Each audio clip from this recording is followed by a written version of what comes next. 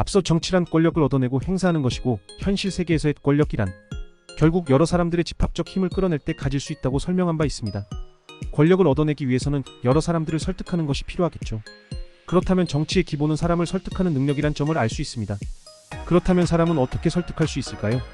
설득에 관해서는 많은 연구가 있는데 그 중에서 가장 고전이자 보편적인 지혜를 담은 것은 고대 그리스의 철학자 아리스토텔레스의 도수사 같은 어분입니다. 아리스토텔레스는 사람을 설득함에 있어서는 다음 세 가지 요소가 필요하다고 봤습니다. 첫째는 에토스이사스, 즉 설득하는 사람의 신뢰도입니다. 기본적으로 사람들은 화자를 신뢰하는 경우에만 설득될 수 있습니다. 아무리 좋은 말이라도 화자가 사기꾼이라는 점을 알고 있다면 현혹되는 사람은 많지 않겠죠.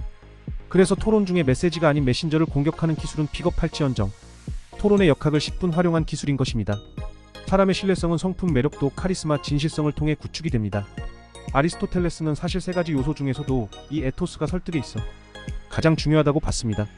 말하는 사람을 전적으로 신뢰할 경우 자신의 판단까지 몽땅 맡겨버리는 사람들이 많거든요. 두 번째는 파토스페이사스, 즉 듣는 사람의 심리 상태입니다. 모든 사람은 그날그날 심리 상태가 다르고 평소 가치관이 다릅니다. 아무리 좋은 씨앗을 뿌려도 땅이 엉망이라면 작물이 자라지 않듯이 아무리 논리적인 이야기를 해도 듣는 사람이 이를 받아들일 준비가 되어 있지 않으면 통하지 않습니다.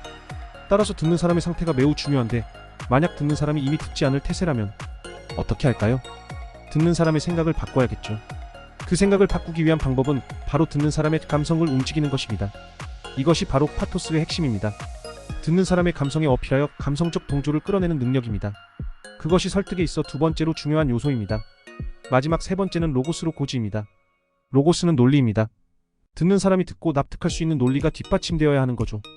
로고스는 단순한 논리가 아니라 명확한 증거를 제공할 수 있을 정도로 완결성 있는 논리여야 합니다. 결국 인간은 이성적인 존재이기 때문에 무언가를 결정할 때 합리적인 이치에 근거하려고 노력하거든요. 중요한 사안일수록 논리와 증거가 없으면 설득이 불가능한 경우가 많습니다. 아리스토텔레스는 성공적인 설득을 위해서는 우선 신뢰성 있는 화자가 듣는 사람을 감동시키는 이야기를 논리적이고 증거에 입각해 전달할 경우 상대방을 설득할 수 있다고 보았습니다. 이 진리는 수천 년이 지난 오늘까지도 유효할 것 같네요. 가만히 살펴보면 정치적인 수사는 모두 이 세 가지 요소의 싸움입니다. 사람들의 지지를 받는 정치인이 에토스, 듣는 사람을 격동시키는 수사로 선동하고 파토스, 거기에 나름의 논리와 증거로 뒷받침하죠 로고스. 토론에서 상호 다른 메시지가 상충할 경우에는 결국 누가 이 3대 요소를 잘 갖추었는지에 따라 승부가 결정되는 것 같습니다.